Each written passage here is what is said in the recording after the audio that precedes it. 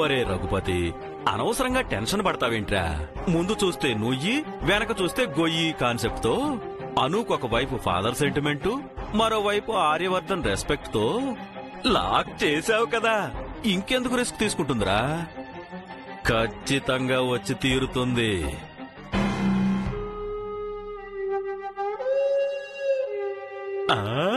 అదిగో వచ్చేస్తుంది. రా రా రా.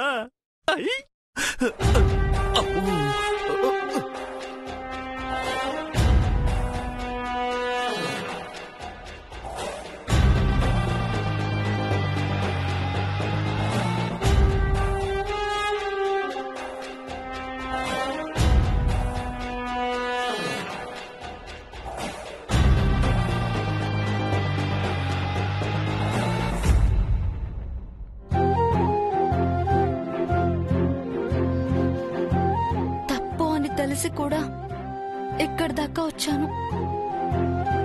నిజంగానే నేను స్వార్థపరురాలనయ్యానా? ఆ స్వార్థంతోనే నా నమ్మకానికి నేనే సమాధి కట్టుకోవడానికి వచ్చాను.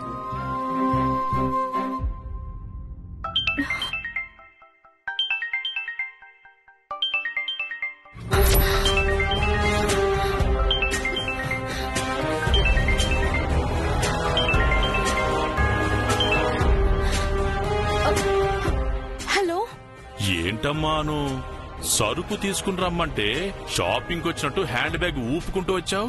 పార్సలెక్కడా?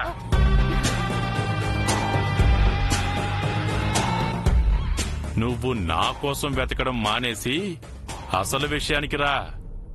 ప్లీజ్ అండి, దయచేసి నా బాధని అర్థం చేసుకోండి. మీకు నా మీద కక్ష ఉంటే నన్ను బాధ పెట్టండి, అంతేకాని నన్నిలా నమ్మక ద్రోహిలా నిలబెట్టకండి. నేను నిన్ను బాధ పెట్టడం లేదమ్మా, అంతా నీ మంచు కోసమే చెప్తున్నా. చెప్పు, నమ్మకం ముఖ్యమా, నాన్న ముఖ్యమా? నాన్నే ముఖ్యం. Very good. ఫిక్స్డ్ ప్రైస్ ఉన్న ప్లేస్ లో బేరాలు ఆడకూడదమ్మా. సాగదీయకుండా సరుకెక్కడుందో చెప్పు. వస్తుంది, ఇక్కడికే వస్తుంది.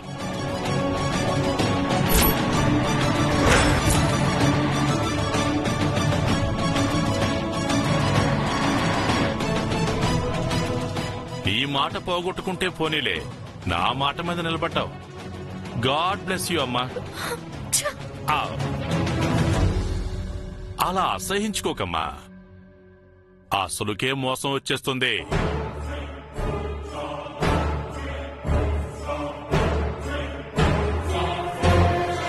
చెప్పాను కదమ్మా, నేను నీకు కనిపించను అని. మనకి మంచి చేసే దేవుడు ఎక్కడైనా కనిపిస్తాడా? నేను అంతే. టైం వేస్ట్ చేయకుండా ఆ పార్సిల్ లోపల పెట్టించు. మేడం, స్టాక్ ఎక్కడ పెట్టించమంటారు? లోపల పెట్టేయండి. అలాగే మేడం. రైట్, స్టాక్ లోపల పెట్టండి.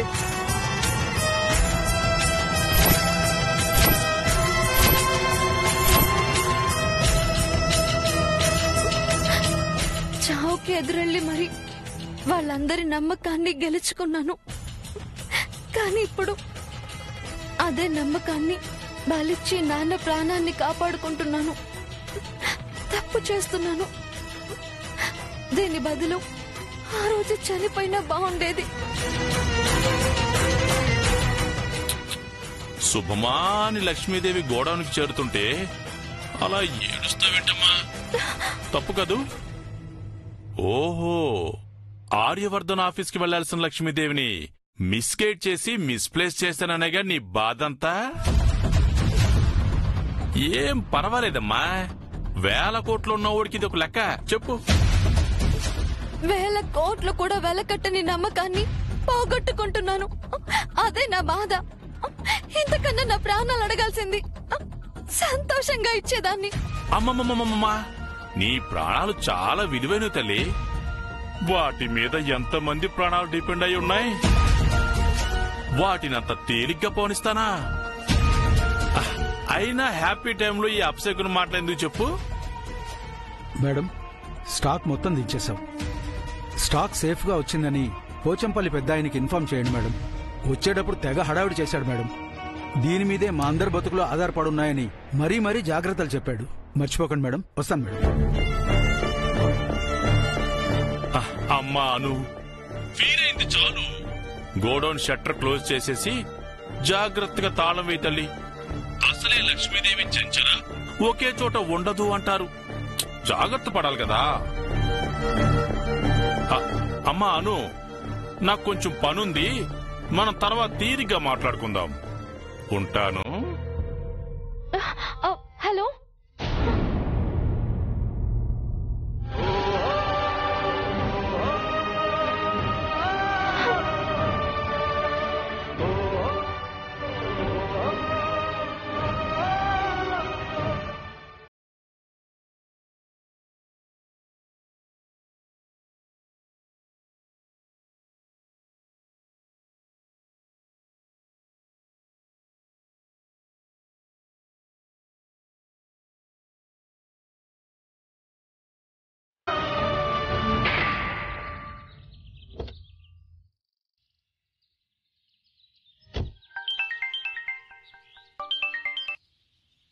హలో రఘుపతి.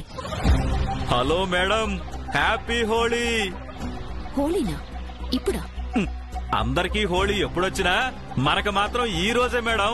ఎందుకంటే అను కష్టపడి ఆసుపోయించిన రంగురంగుల దారాల్ని భద్రంగా అప్పగించిపోయింది. వాటితో హోళీ ఆడుకుని చిందరవందర చేయడమే తరువాయి. అందుకే హ్యాపీ హోళీ. అప్పుడే కాదు రఘుపతి, చేయాల్సింది ఇంకా చాలా ఉంది. అనుని బ్లాక్మెయిల్ చేసి మన పని జరిపించుకోవడం వరకు ఓకే, కానీ అసలు పని అనుని ఆర్యసరికి దూరం చేయడమే. అందుకే కదా మేడం ఇన్ని తెప్పలు పడుతుంది. ఇంకా ఏం చేయమంటారో చెప్పండి. చంపేయాలి. మేడం కంగారు పడుకో. చంపాల్సింది అనుని కాదు, ఆర్యసర్ అను మీద పెంచుకున్న నమ్మకాన్ని. అదెలా కుదురుతుంది మేడం? ఆర్యవర్ధన్ డిక్షనరీలో నమ్మకం స్పెల్లింగ్ ANU అను అనే ఉంటుంది కదా. ఆ పేజీనే కాల్ చేస్తే? మీరేమంటున్నారో నాకు అర్థం కావట్లేదు మేడం. రఘుపతి, ఆల్రెడీ అను నిలబెట్టుకోవాల్సిన నమ్మకం గౌడౌన్కి చేరిపోయిందిగా. ఓహో, అర్థమైంది. హోళీకి బదులుగా భోగి మంటలు వేసుకోమంటారు అంతేగా?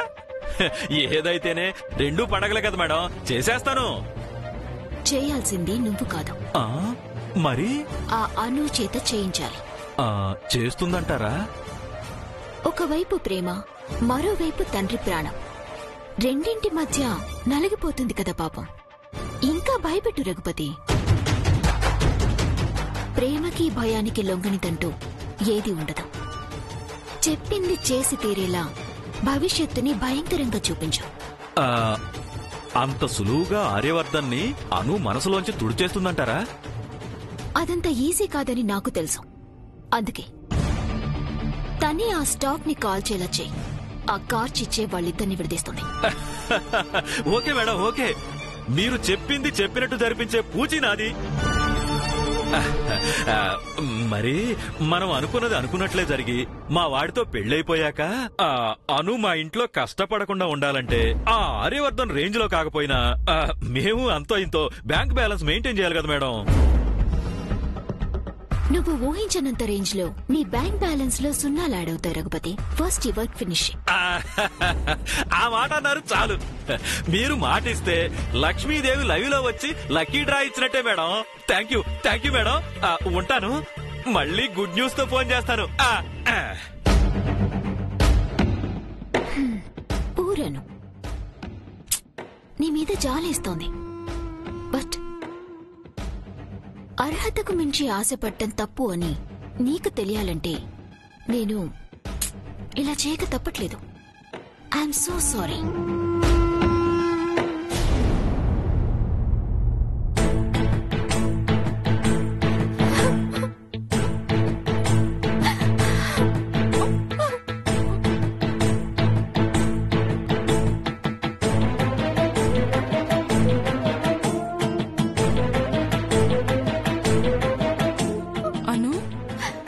అను అను పిలుస్తుంటే పలకవేంటే? అను ఏమైందే? ఎందుకు ఏడుస్తున్నావు? రమ్య, ఏమైందను? నువ్వలా ఏడుస్తుంటే నా కంగారుగా ఉంది. మాట్లాడను. రమ్య, నా చేతులతో నేనే నా భవిష్యత్తును చీకట్లోకి నెట్టేశానే. ఏమంటున్నావే? నీ భవిష్యత్తుని నువ్వు పాడు చేసుకోవడమేంటే? ఏం జరిగిందో వివరంగా చెప్పు. చెప్పడానికి ఏమీ మిగల్లేదు రమ్య. నా ఆశలకు ఆశయానికి ముగింపు పలకబోతున్నాను. పిచ్చి మాటలు మాట్లాడకే. ఆర్యసరికి నీకు ఏమైనా గొడవ జరిగిందా? లేదు లేదు, ఆర్య సారు నీ కంట్లో కన్నీరు రాకుండా చూస్తారే తప్ప నిన్ను ఏడ్పించరే. అందుకనేమో రమ్య, దేవుడు ఆయనకి దూరంగా నా ఏడుపుకి దగ్గరగా నన్ను వెళ్ళగొడుతున్నాడే. ఆయన నా మీద పెట్టుకున్న నమ్మకాన్ని స్వయంగా నేనే అపనమ్మకంగా మార్చేశాను. జీవితంలో ఆయనకు ఎదురుపడే అర్హతని నేను కోల్పోయాను రమ్య. అంత పెద్ద తప్పు ఏం చేసావను?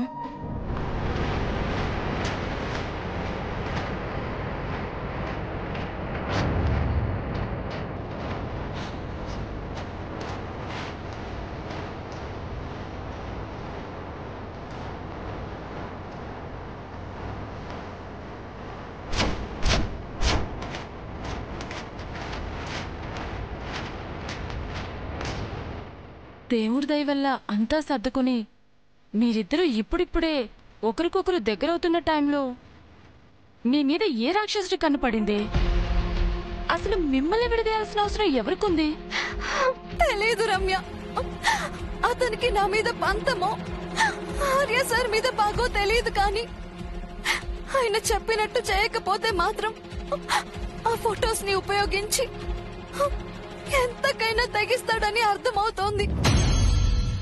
అందుకే మనసు చంపుకొని అతను చెప్పినట్టు చేస్తున్నాను.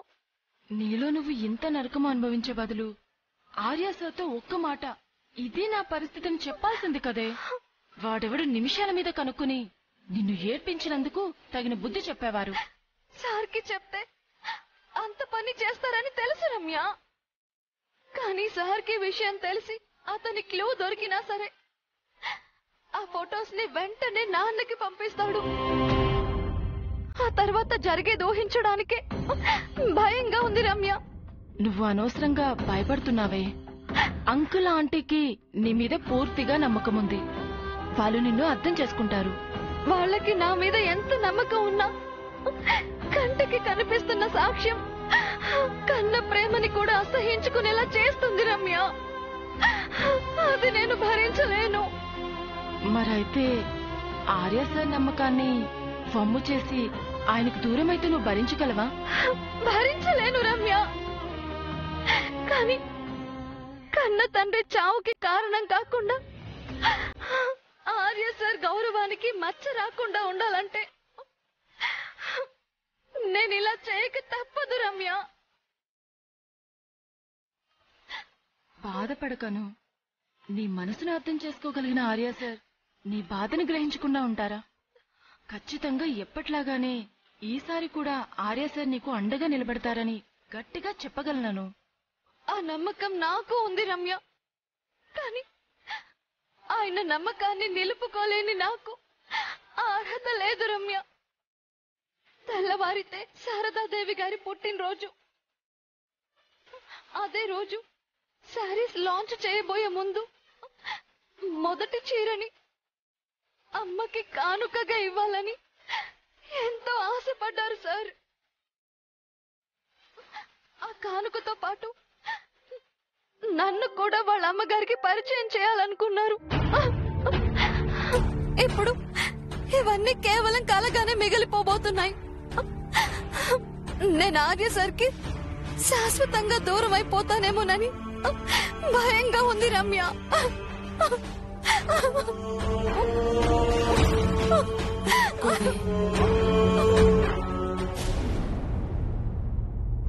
గుడ్ జాబ్స్ అండి. ప్రాసెస్ అంతా క్లియర్ గానే జరిగిందిగా? ఓకే, నాకు ఆ డీటెయిల్స్ అని వెంటనే మెయిల్ చేయి. ఎస్ అండి, ఇట్స్ వెరీ ఇంపార్టెంట్. రా నీరజ్. మాన్సీ, ఇంత హరిగా దాదా రూమ్ కి ఎందుకు? ఇన్విటేషన్ ఇవ్వడం కోసం. వాట్? దాదాకి ఇన్విటేషనా? మొద్దు, రేపు మామూలు బర్త్డే ఫంక్షన్ కి మనం అందరినీ ఇన్వైట్ చేశాం కదా, కానీ ఒక్కరు బ్యాలెన్స్ ఉన్నారు. ఎవరు? Let me guess. దాదా మనసుకు నచ్చిన అమ్మాయి గురించే కదా నువ్వు అనేది? Very smart Neeraj. Thank you. కానీ తనని దాదా స్పెషల్ గా ఇన్వైట్ చేస్తారు కదా Mansi? Of course Neeraj, but ఆ ఛాన్స్ మనమే ఎందుకు తీసుకోకూడదు? అంటే రా చెప్తా. యా, నేను మెయిల్ చెక్ చేశాను. నేను మళ్ళీ నీకు టచ్ లోకి వస్తాను. Okay, bye. What is this bro in law? ఇంట్లో ఇంత స్పెషల్ అకేషన్ పెట్టుకొని మీరు ఇంకా మెయిల్స్, ఫైల్స్, సైన్స్ అంటూ ఆఫీస్ వర్క్ పెట్టుకుంటే ఎలా చెప్పండి? రేపు మీ అందరితో నేను ఫంక్షన్ లో టైం స్పెండ్ చేయాలంటే కొన్ని టెన్షన్స్ నుంచి రిలీవ్ అవ్వాలి.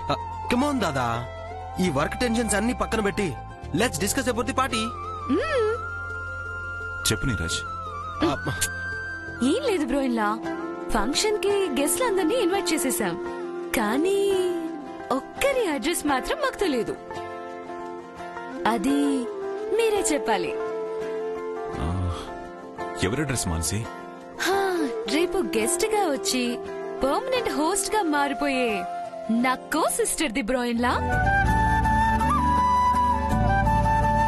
తన ఫోన్ నంబర్ ఏదో చెప్తే మేం కూడా స్పెషల్ గా ఇన్వైట్ చేసినట్టు ఉంటుంది కదా బ్రో ఇన్ లా.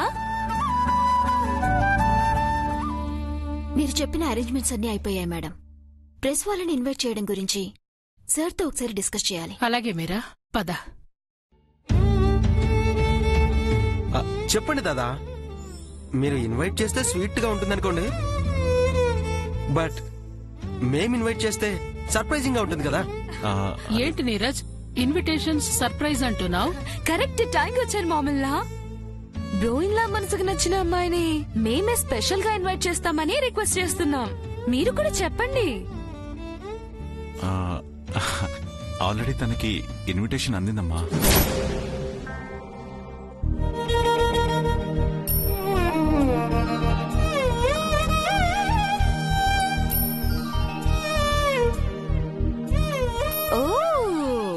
మంచి ఛాన్స్ మిస్ అయ్యాం నీరజ్. బ్రోయిన్ లా చాలా అడ్వాన్స్ గా ఉన్నారు. ఎస్ మాన్సీ.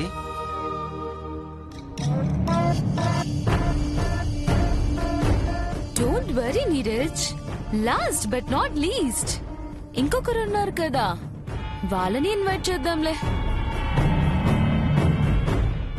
ఎవరు మాన్సీ? మన మీరానే నీరజ్.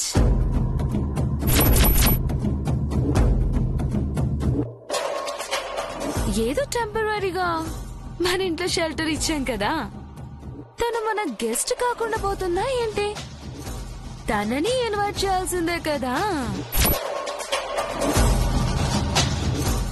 మీరా, రేపు మా ఫంక్షన్ కి తప్పకుండా నువ్వు కూడా రావాలి. వస్తావు కదూ? మీరా రాకపోతే ఎలా మాన్సీ? అక్కడ అరేంజ్మెంట్స్ అన్ని తనే చూసుకోవాలి కదా, అది తన రెస్పాన్సిబిలిటీ కూడా. అఫ్ కోర్స్, బట్ మనం ఫార్మాలిటీకైనా పిలవాలి కదా. నీ ఇంటెన్షన్ ఏంటో నాకు బాగా తెలుసు మాన్సీ, బట్ ప్రెసెంట్ నీ గురించి కాన్సన్ట్రేట్ చేసే పొజిషన్లో నేను లేను.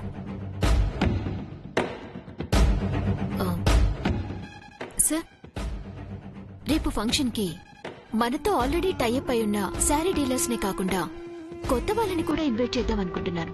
మీరేమంటారు sir? No Meera, this is first launch from Nandini textiles. So Rajanandini sari dealers మాత్రమే ఇన్వైట్ చేయి. సెకండ్ లాంచ్ కి కొత్త డీలర్స్ గురించి ఆలోచిద్దాం. Okay sir. And one more thing sir, Sharada madam press వాళ్ళని కూడా ఇన్వైట్ చేద్దాం అనుకుంటున్నారు. మీరు కూడా పర్మిషన్ ఇస్తే I'll do that.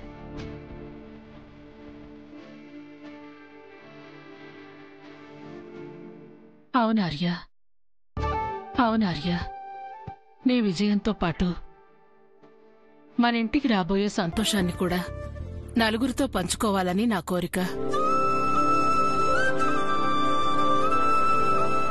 Exactly Dada. Press ఉంటే మనకు పబ్లిసిటీ కూడా యాడ్ అవుతుంది. జస్ట్ సే ఎస్ దాదా.